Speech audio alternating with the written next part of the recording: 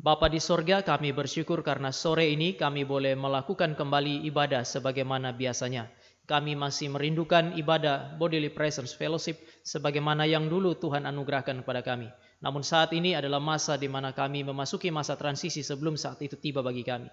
Namun kami mensyukuri kami telah melihat titik terang bahwa mungkin kami boleh kembali beribadah sebagaimana biasanya. Kiranya Tuhan terus menjaga memelihara kami. Dan pada sore ini ketika kami membaca merenungkan firman di dalam ibadah ini, Tuhan sertai kami dan berikan pengertian. Biarlah firman yang kami lakukan pada hari ini, yang kami baca hari ini, boleh kami mengerti melalui pertolongan Allah Roh Kudus. Di dalam nama Yesus kami berdoa dan menyambut kebenaran Tuhan. Amin. Mari kita membuka Wahyu pasal yang ke-13, ayat yang ke-11 sampai dengan ayat yang ke-18. Kita akan merenungkan bagian ini dua kali. Kali ini saudara saya hanya berfokus kepada binatang yang muncul dari dalam bumi. Lalu kemudian minggu yang akan datang saudara dan saya berfokus kepada apa yang dia berikan, yaitu tanda 666. Itu yang akan kita pertimbangkan di minggu yang akan datang.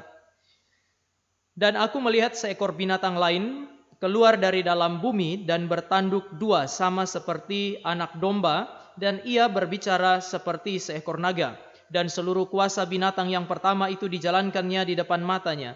Ia menyebabkan seluruh bumi dan semua penghuninya menyembah binatang pertama yang luka parahnya telah sembuh. Dan ia mengadakan tanda-tanda yang dahsyat, bahkan ia menurunkan api dari langit ke bumi di depan mata semua orang. Ia menyesatkan mereka yang diam di bumi dengan tanda-tanda yang telah diberikannya untuk dilakukannya di depan mata binatang itu, dan ia menyuruh mereka yang diam di bumi supaya mereka mendirikan patung untuk menghormati binatang yang luka oleh pedang namun yang tetap hidup itu.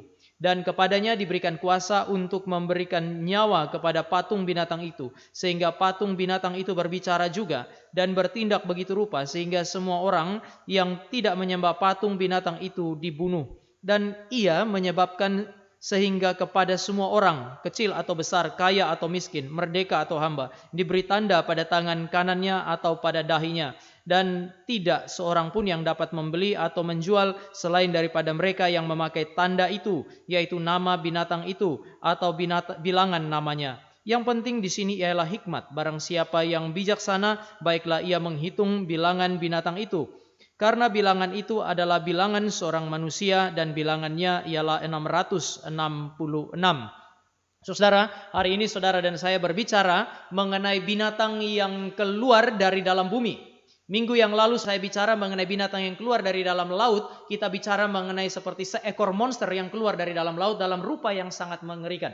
Tetapi kalau saudara memperhatikan pasal 13 ayat yang ke-11, binatang yang kedua nampaknya cukup familiar dengan kita dan binatang ini cukup bersahabat sebenarnya.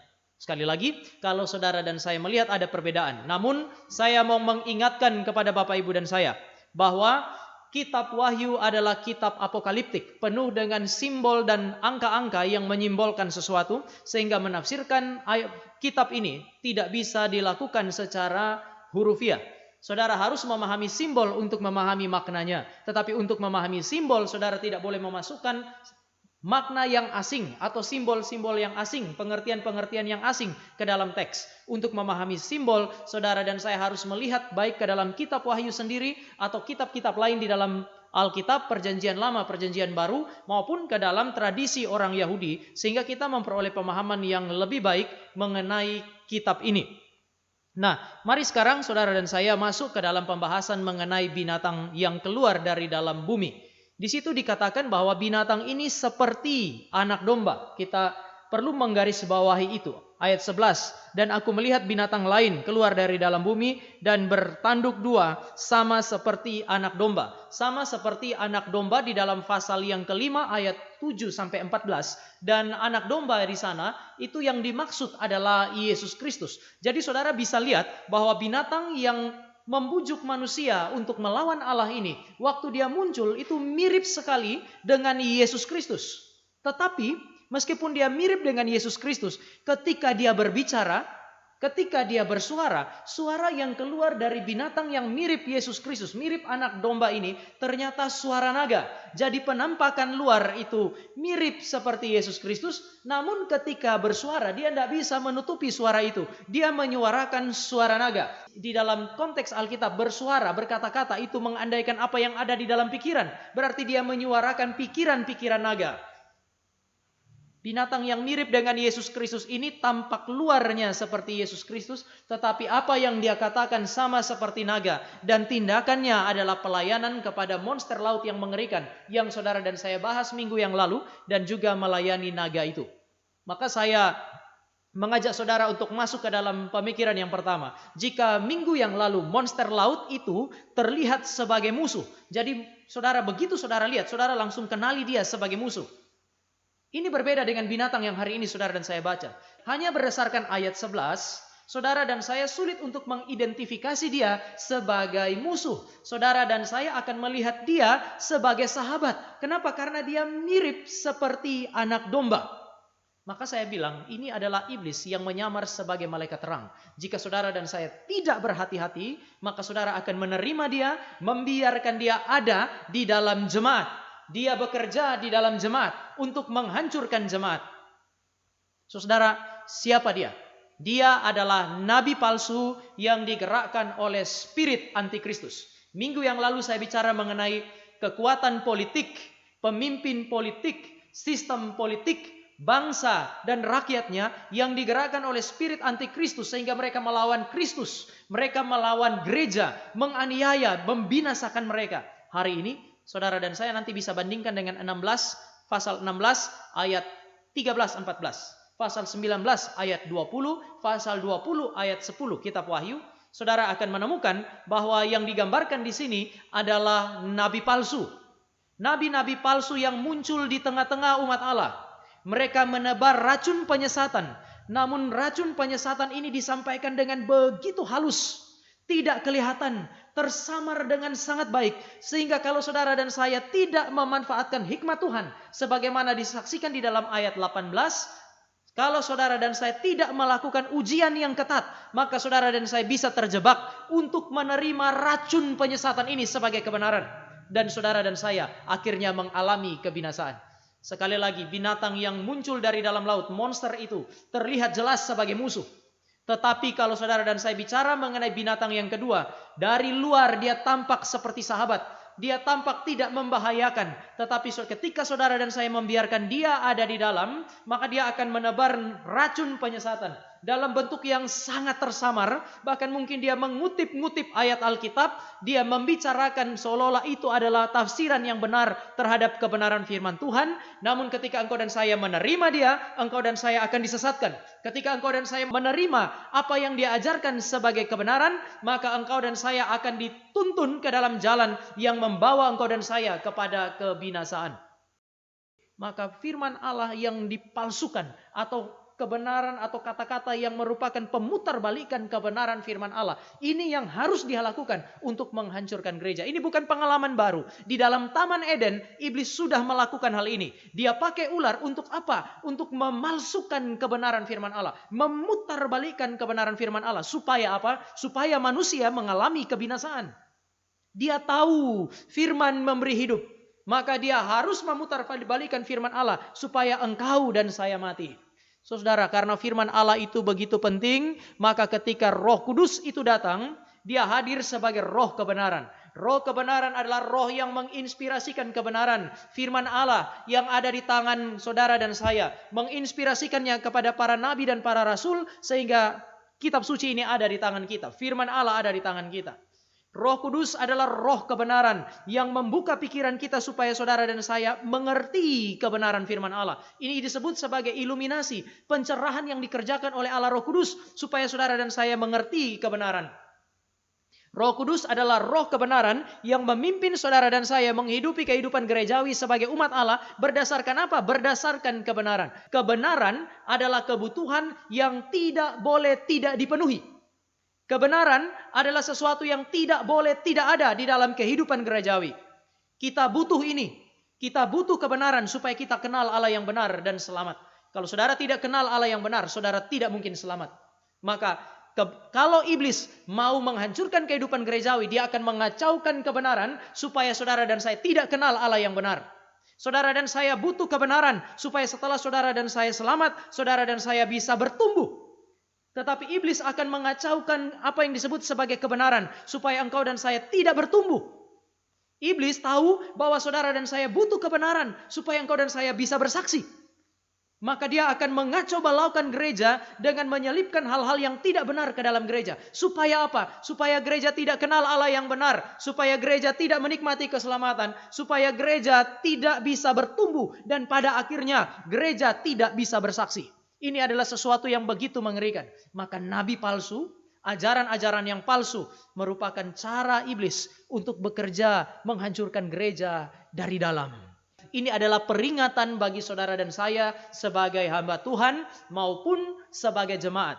Kalau engkau dan saya adalah hamba Tuhan, Paulus bilang, awasilah dirimu dan awasilah ajaranmu. Seorang hamba Tuhan harus rajin-rajin bukan hanya baca Alkitab, tetapi menyelidikinya, mendalaminya, supaya ajarannya tidak sesat. Sebab Paulus berkata, orang yang mengajarkan sesuatu yang berbeda dari kebenaran kitab suci, bahkan kalau itu malaikat sekalipun, Paulus berkata, terkutuklah dia. Mengapa? Karena gereja membutuhkan kebenaran untuk kenal Allah. Gereja butuh kebenaran untuk bertumbuh. Gereja butuh kebenaran untuk bersaksi. Maka seorang hamba Tuhan harus menjaga dirinya supaya tidak dipakai oleh iblis untuk menghancurkan pekerjaan Tuhan yang mulia ini. Gereja butuh kebenaran. Iblis tahu hal ini, maka dia menyusupkan nabi palsu ke dalam gereja untuk mengajarkan ketidakbenaran. Sekali lagi, ini adalah peringatan bagi gereja. Kenapa? Karena istilah binatang itu bertanduk dan berbicara menggunakan bentuk imperfect, yang berarti bahwa dia akan terus-menerus bertanduk seperti anak domba, sekaligus terus-menerus berbicara seperti seekor naga. Terus-terus mengimitasi, meniru Yesus Kristus. Nampak sebagai bagian dari gereja, sekaligus terus-menerus menyuarakan pemikiran dan suara naga untuk menyesatkan dan menghadirkan kebinasaan. Terus-menerus. Ini berarti sejak pertama kali iblis bekerja sampai dengan nanti kedatangan Kristus yang kedua, saudara akan terus menemukan fenomena ini. Dia tampak sebagai yang benar, namun mengajarkan yang salah. Namun penyesatan memang bukan satu-satunya cara untuk menghancurkan gereja. Tapi saudara perhatikan, yang mau kitab Wahyu berikan peringatan kepada kita adalah iblis tahu bahwa cara paling efektif untuk menyesatkan dan menghancurkan gereja adalah menyamar ke dalam lalu menyelipkan apa yang disebut sebagai ajaran yang palsu. Saya sering pakai contoh di dalam kasih contoh di dalam pelayanan jemaat bahwa kalau iblis mau menghancurkan saudara dan saya, itu sama seperti orang pesawat itu kalau dimasukin air ke dalamnya, di tempat bahan bakarnya itu dimasukin air, dia mungkin nggak akan bisa terbang lagi. Akan lebih berbahaya kalau dicampur aftur dengan air. Sehingga to some extent mungkin pesawat itu mesinnya masih bisa hidup sedikit, dia bisa jalan, bahkan mungkin dia bisa terbang, tapi karena campuran air dan aftur, maka akan ada waktunya mesin itu tidak bisa bekerja dan pesawat itu hancur. Lebih berbahaya campuran antara aftur dengan air daripada air murni dimasukkan ke dalam mesin pesawat itu. Sama, kalau ajaran sesat itu hadir, saksi Yehova itu sesat pasti. Mormon, saudara dan saya sebut sebagai sesat. Begitu itu datang dan mereka approach kita, mereka mendekati kita, kita sudah merasa bahwa ini bahaya.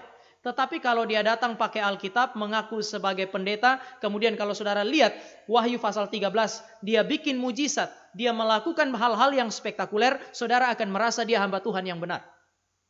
Ini adalah sebuah kondisi yang berbahaya bagi saudara dan saya. Maka tadi saya bilang ini bukan satu-satunya cara iblis untuk menghancurkan gereja. Iblis itu tidak bodoh. Iblis itu adalah makhluk yang sangat kreatif. Dia akan pakai banyak cara untuk menghancurkan saudara dan saya. Namun dia tahu bahwa cara paling efektif untuk menghancurkan gereja dan menyesatkan mereka adalah melalui apa yang disebut sebagai ajaran palsu. Kelihatan benar padahal salah. Kutip Alkitab tetapi menafsir Alkitab secara serampangan. Maka saudara mesti perhatikan kalau saudara adalah jemaat Tuhan. Orang mengutip Alkitab itu tidak tentu. Sekali lagi, orang mengutip Alkitab itu tidak tentu berasal dari Allah. Karena setan pun kutip ayat Alkitab. Jadi saudara harus melakukan sesuatu yang berkali-kali saya katakan menguji roh. Perintah menguji roh adalah sebuah perintah yang sangat penting. Saudara menemukan itu di dalam 1 Yohanes 4 ayat 1. Ini adalah tanda saudara dan saya mencintai kebenaran. Kita uji roh, bukan untuk menolak semua yang dikatakan oleh seseorang. Ketika satu orang hamba Tuhan mengajar, termasuk saya, saudara harus menguji. Menguji apa yang saya ajarkan, menguji semua yang diajarkan oleh hamba Tuhan, itu bukan kesombongan sekali lagi. Itu juga bukan tanda saudara dan saya benci dia dan tidak mau menerima apa yang dia ajarkan. Oh enggak, ujian yang ketat itu menolong saudara dan saya untuk menolak yang salah dan menerima yang benar. Jadi ujian adalah sesuatu yang perlu demi kepentingan menerima kebenaran dan menolak sesuatu yang salah.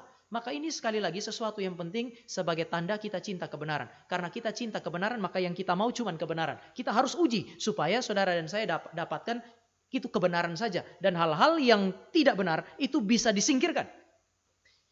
Seorang hamba Tuhan yang menguji roh adalah seorang hamba Tuhan yang bukan hanya cinta kepada Allah, tetapi cinta kepada firman Allah sebagai kebenaran. Begitu juga jemaat. Seorang hamba Tuhan yang menguji roh, menguji ajaran yang diperdengarkan. Jemaat yang menguji ajaran yang diperdengarkan. Itu adalah tanda bahwa mereka mencintai tubuh Kristus. Maka 1 Yohanes 4 ayat 1 mengatakan, jangan percaya kepada setiap roh. Peringatan ini jelas kok. Jangan percaya akan setiap roh. Ini adalah perintah untuk bersikap kritis. Jangan segera percaya. Artinya dia bilang, kamu harus bersikap kritis terhadap semua ajaran yang datang. Bersikap kritislah terhadap khotbah yang saudara dengar pada malam hari ini. Ujilah apakah benar atau tidak sesuai dengan kebenaran firman Allah. Bukan cuma yang saudara dengar hari ini. Semua firman Tuhan yang saudara dengar, bersikap kritislah. Jangan percaya terhadap setiap roh. Oleh karena itu, kalau saudara lihat dalam konteks kitab Wahyu, mari kita lihat Wahyu pasal yang kedua, ayat yang kedua. Ketika Yesus berbicara kepada jemaat yang ada di Efesus, dia berkata demikian, aku tahu segala pekerjaanmu, baik jerih payahmu maupun ketekunanmu. Aku tahu bahwa engkau tidak dapat sabar terhadap orang-orang jahat dan bahwa engkau telah mencobai mereka yang menyebut dirinya rasul tetapi yang sebenarnya tidak demikian, bahwa engkau telah mendapati mereka pendusta. Ini masih ayat 2, masih merupakan pujian Yesus kepada jemaat. Dan ketika Yesus hadir di tengah-tengah jemaat Efesus dan memuji mereka, dia memuji mereka untuk sebuah ketidaksabaran. Menarik, biasanya orang Kristen bilang tidak sabar itu pasti dosa. Sekarang Yesus datang dan Yesus sendiri mengatakan kepada jemaat di Efesus, aku memuji engkau oleh karena engkau tidak sabar. Ternyata ada ketidaksabaran yang suci dan ini adalah ketidaksabaran terhadap penyesatan, terhadap penipuan, terhadap pemutarbalikan terhadap kebenaran firman Allah. Jangan mudah percaya, uji sampai engkau tahu ini benar atau salah. Dan jemaat Efesus dipuji untuk hal ini. Mengapa? Karena dari awal sejarah manusia sampai kepada kedatangan Kristus yang kedua kali, iblis akan terus bekerja melalui cara ini, mengimitasi kebenaran, mengimitasi Kristus, lalu kemudian menyuarakan suara iblis melaluinya. Sekali lagi, saudara harus menguji semua orang yang kutip-kutip Alkitab lalu mulai berbicara hal yang aneh-aneh yang tidak sesuai dengan kebenaran firman Tuhan. Jangan percaya kepada setiap roh, berarti bersikap kritis. Yang kedua, kemudian dia bilang di dalam 1 Yohanes 4 ayat 1, ujilah setiap roh. Berarti sekarang aktif untuk melakukan ujian, dan itu tentu saja sebuah ujian yang rohani berdasarkan Alkitab. Tetapi yang namanya ujian pasti bersifat rasional. Oleh karena itu 1 Petrus 1 ayat 13 dia bilang, siapkan akal budimu. Untuk apa? Untuk memahami kebenaran dan melawan penyesatan. Maka waktu dia bilang iblis terus-menerus menyamar, menggunakan tanduk seperti anak domba, namun kemudian berbicara seperti naga, itu adalah sebuah peringatan bagi saudara dan saya untuk terus-menerus mempersiapkan akal budi. Jangan biarkan akal budi saudara dan saya tertidur. Ini juga adalah peringatan supaya saudara dan saya terus-menerus melakukan apa yang diperintahkan, yaitu menguji setiap roh, menguji setiap ajaran yang dibawa oleh hamba Tuhan untuk mengetahui roh apa yang ada di belakang dia. Mereka bisa pakai hal-hal yang terlihat menarik bagi saudara sehingga kemudian saudara terpesona begitu saja. Tetapi Tuhan bilang, uji setiap roh, jangan cepat percaya. Kenapa? Karena dia senantiasa terus-menerus menyamar untuk masuk ke dalam gereja. Ini sebuah peringatan serius. Mengapa kelihatan baik, kelihatan menarik, tapi kemudian Tuhan bilang uji dia baik-baik. Hati-hati karena dia akan terus begitu. Karena dia berbahaya. Dia berbahaya justru karena tampilannya menarik. Saya sering kasih ingatkan jemaat yang ada di Depok. Kalau setan itu datang dalam bentuk kuntilanak, kirandong yang menakutkan dan mengerikan, itu setan goblok. Jangan takut, kamu usir aja dia, karena itu setan paling goblok levelnya. Kalau dia datang dalam rupa yang mengerikan, orang takut, orang lari cari pendeta, kemudian pendeta layani dia dengan firman Tuhan, dia lahir baru. Besok dia kesaksian, saya lahir baru karena pertama-tama ketemu setan. Bodohnya setan itu mendorong orang ini lari cari pendeta dan kemudian diselamatkan. Tetapi setan kalau kerja di kantor Anda pakai uang, pakai sekretaris yang cantik, pakai seorang pria yang cakep, itu akan lebih menarik hati Anda. Ini adalah rumus di dalam kitab Wahyu. Dia tampil dalam tampilan yang menarik, tampak tidak berbahaya. Namun justru di dalam tampilan yang menarik dan tidak berbahaya inilah racun itu akan datang kepada saudara dan saya. Ini adalah penampilan yang paling berbahaya. Nah, mengapa saudara dan saya mendapatkan peringatan ini? Pertama, karena dia tampil sempurna. Dia tampil sangat sempurna. Bukan mengimitasi domba-domba Allah, tetapi mengimitasi anak domba Allah. Dia diperlengkapi dengan mujizat dan tanda-tanda ajaib. Sama seperti ketika Yesus Kristus datang, Yesus diperlengkapi dengan tanda-tanda yang ajaib dan mujizat-mujizat yang luar biasa. Kalau Pak Saudara pakai buah, dia juga bisa hadir dengan buah-buah yang mengikat. Buah-buah yang memikat hati saudara dan saya. Jadi tampilan menarik. Sudah seperti Kristus di dalam mujizat-mujizat yang dia buat. Juga apa yang dia lakukan. Tampaknya ini hamba Tuhan yang baik sekali. Kenapa? Penampilannya itu seperti Kristus. Untuk apa dia tampil seperti Kristus? Saudara, yang iblis inginkan adalah poin yang pertama. Hasil yang diinginkan iblis adalah apa yang disebut sebagai spiritual elitism. Nabi palsu biasanya untuk bisa diterima, dia akan menunjukkan kepada saudara dan saya bahwa dia lebih baik dari saudara dan saya, lebih rohani dari saudara dan saya, lebih tinggi dari saudara dan saya. Namun kalau saudara jeli, waktu Yesus datang, Yesus menghancurkan yang namanya spiritual elitism. Maka hamba-hamba Tuhan hari ini harus menjaga sedemikian rupa. Engkau jaga kehidupan spiritual baik, engkau jaga penyampaian firman Tuhan baik, namun engkau tidak boleh membangun yang namanya spiritual elitism. Membuat saudara kemudian tampak atau menunjukkan kepada orang lain bahwa kita seolah-olah lebih rohani, lebih baik dari mereka. Tidak, kita sama-sama orang berdosa. Spiritual elitism adalah sebuah bahaya yang sangat besar. Kenapa spiritual elitism itu berbahaya? Karena kalau dia sudah muncul sebagai elit, dia sudah muncul sebagai orang yang menarik bagi saudara dan saya, maka kekaguman akan membunuh sikap kritis. Saya tidak mau terlalu banyak penjelasan di sini, saudara boleh lihat video yang lain karena saya sempat mengulang poin ini atau menjelaskan poin ini. Tetapi yang saya mau katakan kepada saudara, dia tampil begitu cakep, tampil begitu sempurna di dalam mujizat, dan di dalam apa yang saudara dan saya sebut sebagai hal-hal yang baik yang dikerjakannya. Maka alat uji, sekali lagi, alat uji utama untuk menentukan ajaran yang benar dan salah itu bukan buah. Tuhan memang bicara mengenai lihat pohon itu dari buahnya, betul. Tapi kalau saudara menyebut buah itu sebagai perbuatan baik, buah itu sebagai pelayanan, bahkan buah itu sebagai penginjilan, ini bisa ditiru.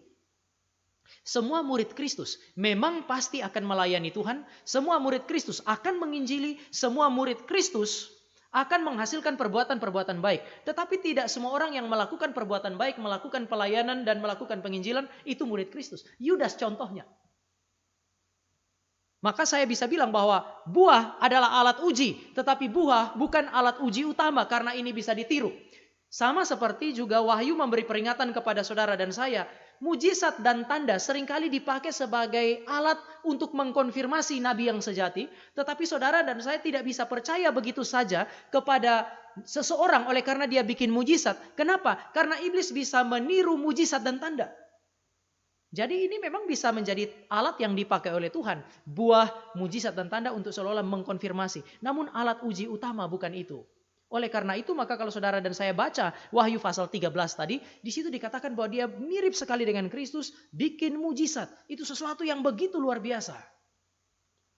Penampilannya begitu baik. Mungkin saya bisa bilang buah-buah yang kelihatan juga sesuatu yang baik. Namun ada satu yang tak bisa disembunyikan oleh binatang ini.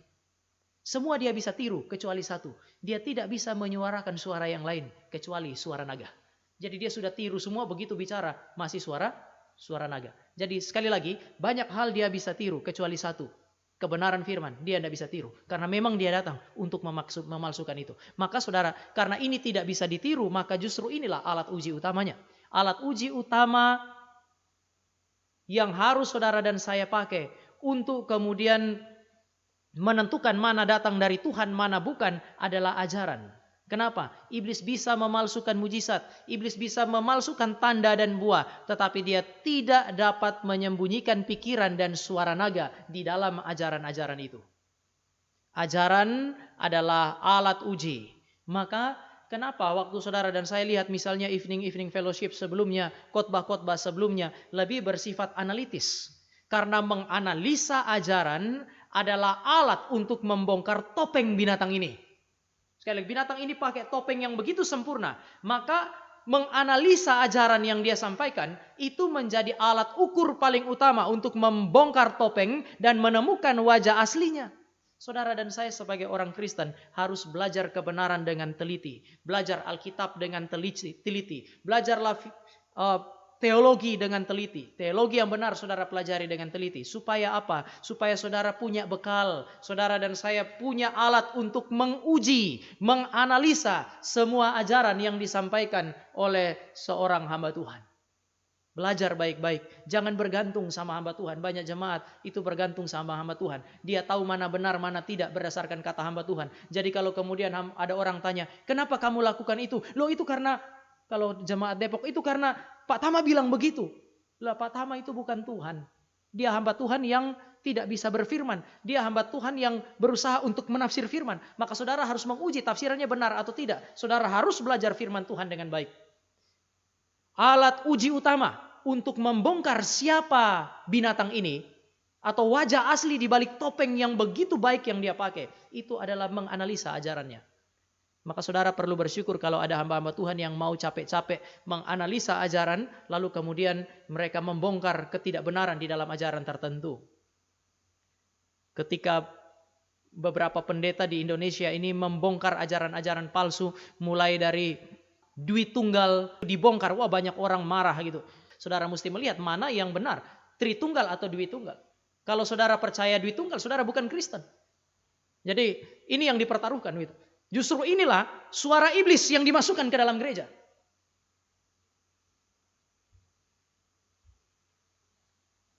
Meski sudah mirip anak domba, suaranya tetap suara naga. Ini yang mau saya katakan. Dia bisa palsukan banyak hal. Tetapi terkait dengan ajaran tidak bisa dipalsukan. Maka saya tulis sesungguhnya penyesatan itu tidak dapat diselubungi dengan mengimitasi Kristus, mengimitasi domba Kristus, dan memelintir kebenaran sejati. Kenapa? Karena kebenaran dan ketidakbenaran tidak dapat disatukan. Sebab itu, ketika orang menempelkan kebenaran dan ketidakbenaran, saudara hanya perlu melakukan apa yang disebut sebagai analisa yang teliti berdasarkan kebenaran demi kebenaran yang ada di dalam kitab suci. Maka saudara akan menemukan bahwa kebenaran dan ketidakbenaran itu tidak bisa disatukan.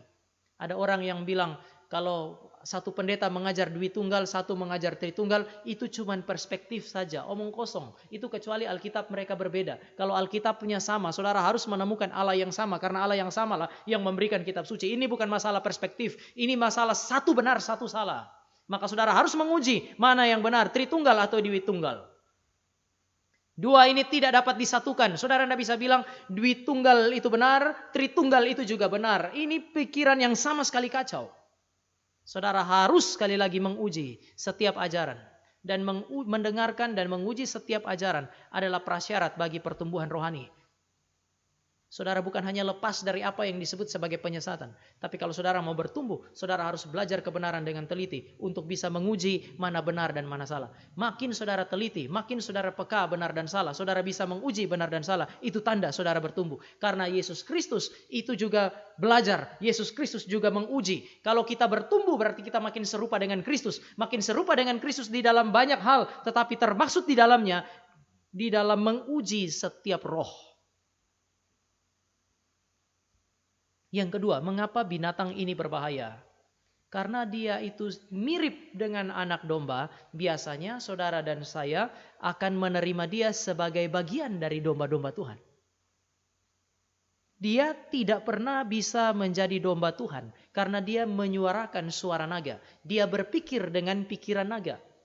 Tetapi dia punya rupa begitu mirip dengan Kristus. Saudara dan saya berjuang untuk menjadi serupa dengan Kristus. Sekarang sosok ini tampak sudah mirip sekali dengan anak domba itu. Maka saudara dan saya akan lihat dia sebagai sahabat. Dia tampak tidak berbahaya. Bahkan domba itu lemah. Saudara kalau baca pasal yang kelima ayat 7-14. Itu domba yang tersembelih lalu kemudian menang. Jadi dia memang berkuasa. Namun di sisi yang lain dia terlihat begitu lemah. Tampak begitu lemah. Tampak tak berdaya dan terlihat begitu memikat. Sehingga ketika binatang ini muncul di dalam gereja, saya pakai kata binatang karena memang itu naturnya. Ketika binatang ini muncul di dalam gereja, saudara dan saya bersikap tegas untuk menunjukkan ini salah. Lalu saudara mendisiplinkan dia. Sebagian besar orang dalam gereja akan melihat binatang ini sebagai korban. Kenapa begitu? Kan gak boleh, dia kan bagian dari kita, kenapa dilukai, kenapa kita memecahkan gereja Tuhan. Saudara lupa bahwa binatang ini tidak pernah bisa disebut sebagai domba Tuhan yang sejati. Ini penyusup, ini serigala di tengah-tengah domba. Namun ada saja domba-domba Tuhan yang waktu serigala ini diusir oleh gembala, kemudian mereka bilang jangan, biarkan serigala itu tinggal bersama-sama dengan kami. Saudara, ini menghasilkan satu dampak. Enggan untuk menguji, enggan untuk mendisiplinkan. Kenapa? Karena dia sudah terlanjur mirip seperti anak domba. Saudara mau uji, saudara sungkan. Terlalu besar dia. Waktu kemudian gereja harus mendisiplinkan orang-orang ini, saudara dan saya juga merasa enggan. Kok didisiplinkan sih? Gak apa-apa, biarkan saja. Seolah-olah menguji dan mendisiplinkan adalah tindakan yang tidak pantas. Saudara harus menghindari cara pikir yang seperti ini. Karena dia hanya mirip dengan anak domba Allah. Dia bukan anak domba Allah, ini yang pertama. Kalaupun dia mirip dengan domba-domba Allah seperti serigala di tengah-tengah domba, itu pada dasarnya dia serigala, bukan domba. Dia boleh mirip dengan yang disebut sebagai domba, tetapi dia tidak pernah bisa menjadi domba. Dia harus disingkirkan dari tengah-tengah domba. Maka saudara mesti bersyukur ketika ada usaha untuk menyingkirkan serigala dari tengah domba. Saya ingat evening fellowship sebelumnya malah ada orang yang bersyukur ada serigala masuk ke dalam gereja. Saya curiga inilah serigalanya. Cuman serigala mensyukuri keberadaan di tengah-tengah domba. Jadi yang mensyukuri keberadaan serigala di tengah domba biasanya serigala juga. Yang mensyukuri setan di dalam jemaat itu cuman setan. Kalau saudara punya cara pikir dan cara spiritualitas model kayak begini, ini cara pikir dan spiritualitas setan yang masuk ke dalam jemaat Tuhan. Ini adalah cara pikir serigala, karakteristik serigala yang dibawa masuk ke dalam domba-domba Tuhan. Ini mengerikan. Nah, saya mau ajak saudara untuk berpikir lebih jauh. Di situ dikatakan banyak orang yang disesatkan. Kalau ini adalah orang-orang dalam konteks kekristenan yang pada akhirnya bisa tersesat karena mereka tidak menguji, biasanya ada dua karakter ini.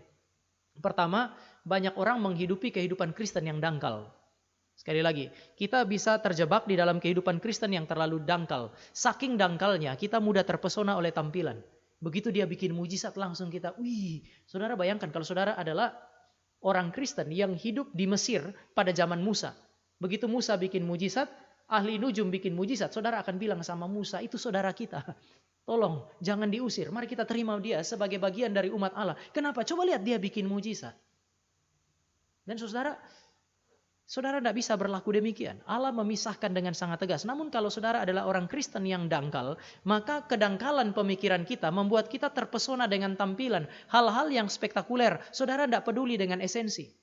Allah berkata di dalam Ulangan pasal 13 ayat 1 sampai 5, kalau nabi bikin nubuat lalu terjadi, artinya ini adalah sebuah mujizat. Jangan langsung percaya. Lihat apa yang dia ajarkan. Dia ajar kamu itu untuk mengikut Tuhan atau menjauh dari Tuhan. Artinya jangan lihat tampilan luar saja. Saudara mesti lihat esensinya, apa yang dia ajarkan. Ada orang yang mengajar dengan baik, mengajar dengan setia. Pengajarannya begitu baik, namun saudara dan saya sulit sekali terpesona dengan ajaran-ajaran yang baik.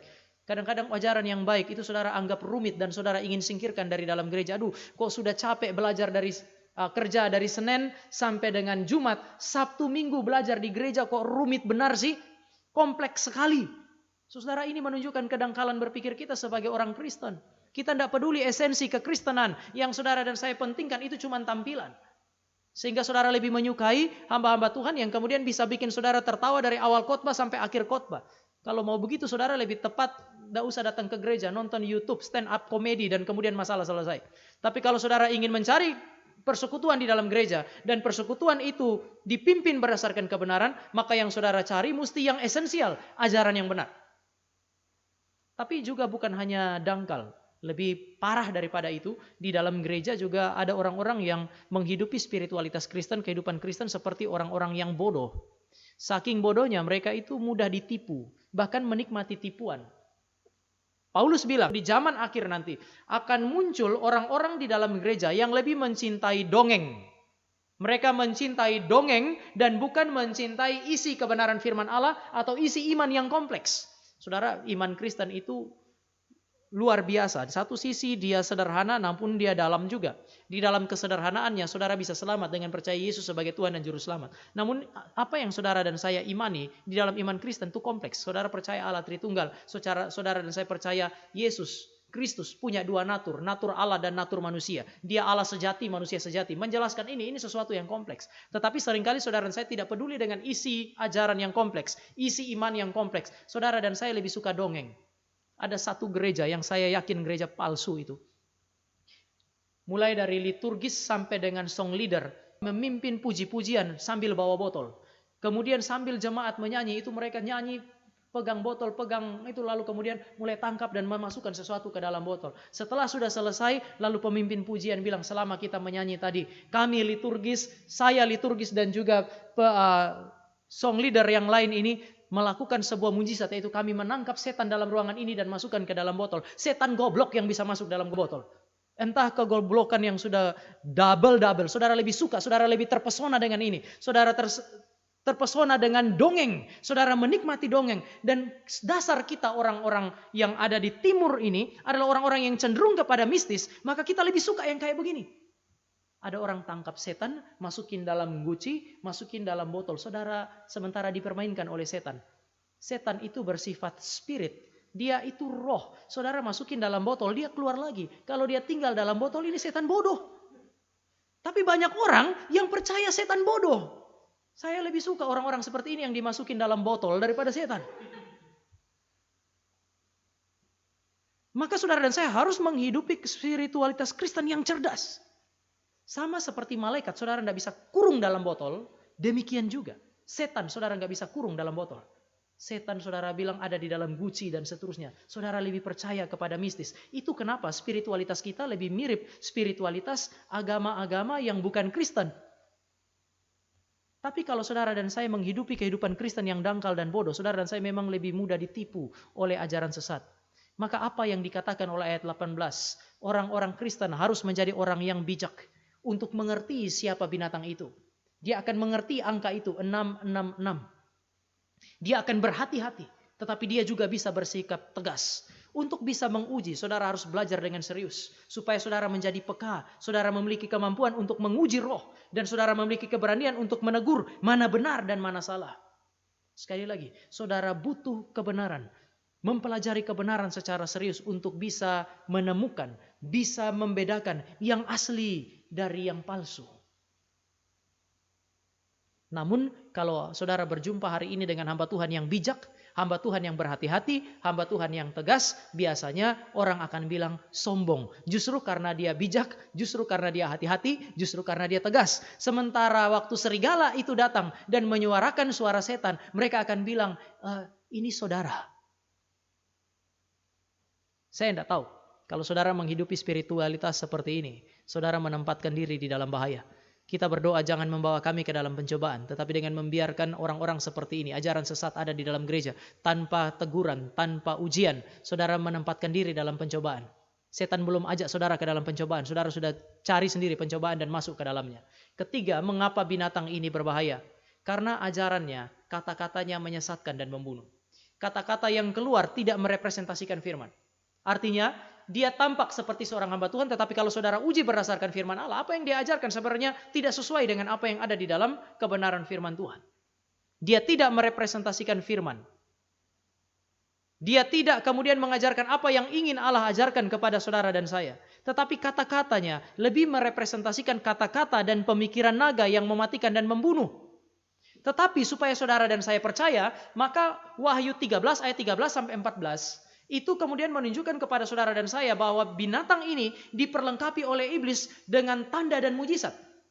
Kalau saudara lihat Ibrani 2 ayat 4, di situ saudara akan menemukan bahwa nabi-nabi yang sejati ketika diutus oleh Allah diperlengkapi juga dengan tanda dan mujizat. Iblis tahu ini, maka nabi palsu waktu menyuarakan suara yang tidak benar, dia harus memperlengkapi nabi palsu, hamba-hamba Tuhan yang palsu, pendeta-pendeta yang palsu juga dengan tanda dan mujizat. Maka jangan terpesona sekali lagi dengan apa yang tampak di sini. Saudara harus kemudian melihat lebih jauh daripada itu. Apa yang dia ajarkan? Yang dia ajarkan, Wahyu pasal yang ke-13 menunjukkan kepada saudara dan saya, ajaran-ajarannya menginspirasikan apa yang disebut sebagai ketidaktaatan. Jadi orang-orang yang mudah terpesona ini kemudian mudah menjadi orang-orang yang tidak taat.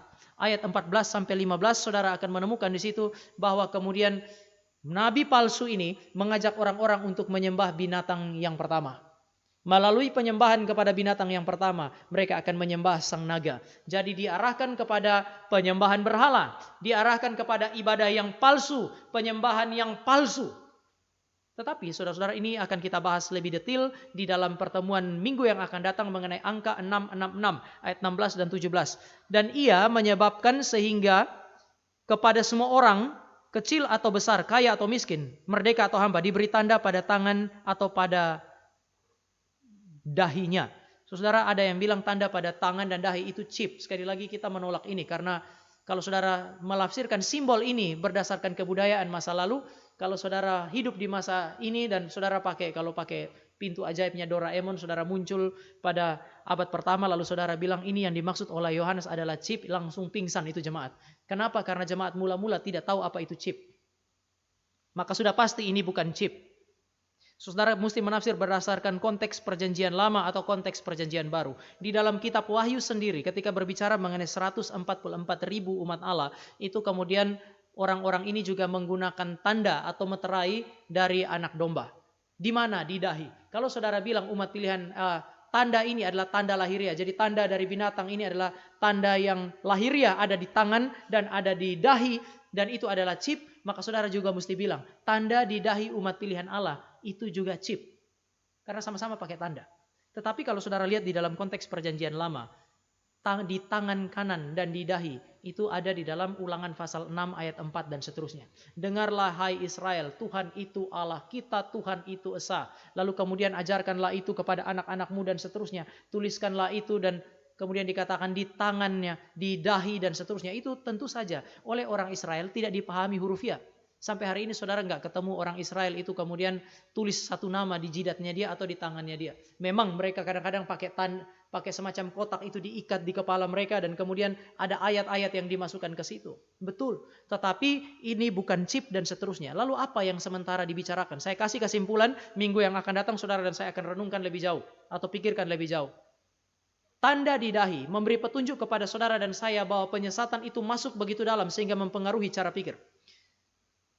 Tanda di tangan itu menunjukkan bahwa penyesatan itu masuk lebih dalam lagi sehingga setelah mempengaruhi cara pikir kemudian mempengaruhi segala tindakan saudara dan saya. Di dalam Alkitab tangan kanan memberi simbol mengenai kekuatan yang sangat besar pada manusia. Itu berarti pikirannya telah dipengaruhi oleh penyesatan sehingga kekuatan yang terbesar yang dia miliki tidak dipakai untuk melayani anak domba Allah tetapi kemudian dipakai untuk melayani sang naga. Pakailah anggota-anggota tubuhmu sebagai senjata kebenaran, bukan senjata kelaliman. Tetapi kalau pikiran kita itu sudah diracuni oleh pikiran naga, maka saudara akan pakai tubuh kita untuk melayani iblis sebagai senjata kelaliman. Maka saya bilang dia menginspirasikan ketidaktaatan.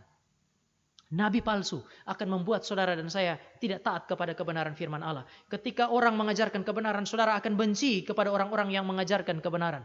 Kenapa? Karena memang pada dasarnya ajaran yang palsu menginspirasikan ketidaktaatan, mengarahkan orang kepada penyembahan berhala dan penyembahan yang palsu. Bagaimana mungkin ada orang di gereja menyembah Allah yang Dwitunggal dan bukan Tritunggal?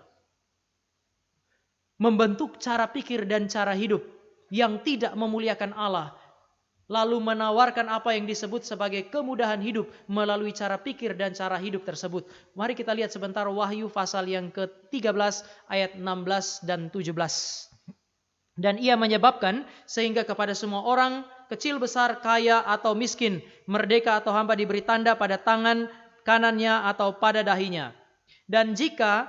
Dan tidak seorang pun dapat membeli atau menjual selain daripada mereka yang memakai tanda itu, yaitu nama binatang itu atau bilangan namanya. Saudara, ini seringkali orang bicara mengenai chip yang ada di mana. Kemarin ada yang WA katanya itu chip yang ada di Swedia. Lalu nanti orang nggak bisa belanja pakai chip dan seterusnya. Saudara nggak usah khawatir dengan chip karena bukan itu yang dimaksud oleh Alkitab. Di sini waktu bicara mengenai orang tidak bisa belanja dan seterusnya, ini menggambarkan apa yang terjadi kepada 7 jemaat. Nanti satu saat saudara dan saya akan merenungkan mengenai 7 jemaat di dalam kitab Wahyu. Dan saudara akan melihat bahwa jemaat-jemaat ini ketika tidak berpikir menurut cara pikir orang-orang kafir dan tidak menghidupi cara hidup orang kafir, mereka memang nggak bisa berdagang. Saya pernah menjelaskan bahwa konteks hidup jemaat mula-mula, khususnya di 7 jemaat ini, adalah mereka umumnya adalah pedagang. Waktu mereka berdagang, pada masa itu pemerintah Roma punya serikat-serikat dagang, seperti di Indonesia ada serikat dagang. Nah, pada masa itu ada serikat-serikat dagang dan semua orang yang mau berdagang harus masuk menjadi anggota salah satu serikat dagang. Kalau saudara dan saya masuk sebagai anggota dari salah satu serikat dagang, maka saudara dan saya itu punya beberapa kemudahan. Pertama, saudara dan saya mendapatkan potongan pajak yang lebih besar. Jika saudara tidak masuk serikat dagang, saudara bisa dagang tapi nggak dapat potongan pajak yang lebih besar. Kalau saudara tidak dapat potongan pajak lebih besar, maka otomatis harga jual Anda akan lebih besar daripada orang-orang yang dapat potongan pajak. Tetapi kalau mereka itu kemudian punya harga mahal, orang nggak beli, saudara akan sulit sekali untuk hidup dengan berdagang secara jujur. Tetapi ada masalah yang lain. Kalau saudara masuk ke dalam serikat dagang, semua serikat dagang punya dewa sendiri. Maka ada waktu-waktu tertentu serikat dagang itu melakukan persekutuan di kuil dewa itu. Setelah mereka bersekutu di sana, mereka bawa makanan. Setelah mereka selesai bersekutu, mereka makan makanan yang mereka bawa. Tetapi mereka menerimanya sebagai berkat dari sang dewa. Selesai perjamuan itu, kemudian sudah ada pelacur-pelacur bakti disiapkan di dalam kuil-kuil itu. Dan semua yang datang itu merayakan berkat dan sukacita di dalam ibadah itu melalui satu relasi seksual yang tidak suci dengan pelacur-pelacur bakti itu. Kalau saudara tidak menghidupi budaya ini, yaitu menggunakan tubuh kita untuk melayani iblis di dalam budaya ini, saudara sulit untuk hidup pada masa itu, sulit untuk berdagang. Kalau saudara tidak berpikir dengan cara pikir, sekali lagi, kalau saudara tidak berpikir dengan cara pikir yang ditanamkan oleh iblis pada manusia di zaman itu, di kota di mana jemaat-jemaat Tuhan itu hidup, dan kemudian tidak menghidupi cara hidup yang sama dengan cara pikir tersebut, mereka akan sulit untuk berdagang, mereka akan sulit untuk hidup. Bahkan ada tempat di dalam kitab Wahyu itu disebut sebagai tahta iblis. Benar-benar sulit karena cara pikir berbeda, cara hidup berbeda.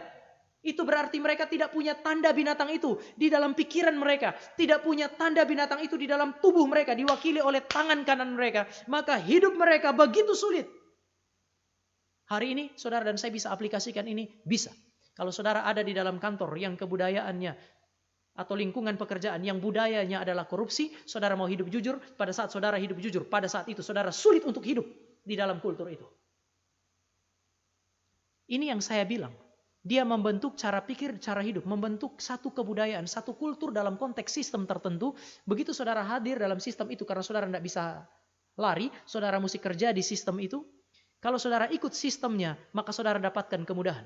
Tapi kalau saudara melawan sistem itu, saudara mendapatkan kesulitan. Saya berharap itu sebuah sistem yang sudah berubah. Tapi saudara, zaman ini saudara pergi kemanapun, saudara akan menemukan ada semacam sistem yang sudah ada. Sehingga memaksa saudara dan saya berpikir dengan cara pikir yang dihidupi oleh orang-orang yang hidup di sana. Dan saudara dan saya harus hidup dan menghidupi cara hidup yang dihidupi oleh orang-orang di sana. Kalau saudara tidak hidup dengan cara pikir dan cara hidup itu, saudara mengalami kesulitan. Saya tidak tahu saudara hidup dalam konteks apa. Tapi sangat mungkin iblis bekerja dengan cara yang sedemikian.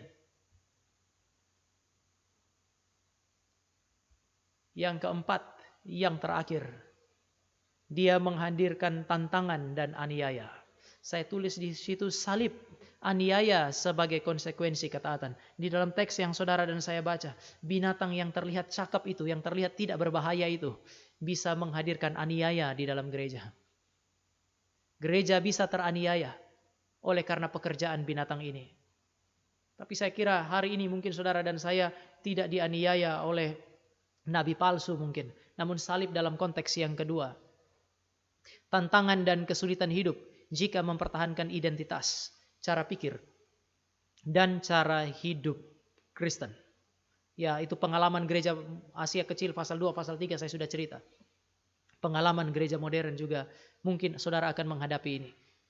Sekali lagi, kita ada di dalam kebudayaan yang atau cara pikir dunia yang berbeda sama sekali juga dengan apa yang disebut sebagai kehendak Allah. Kalau saudara dan saya tidak menyesuaikan cara pikir dan cara hidup dengan kultur ini, maka saudara dan saya akan mengalami kesulitan.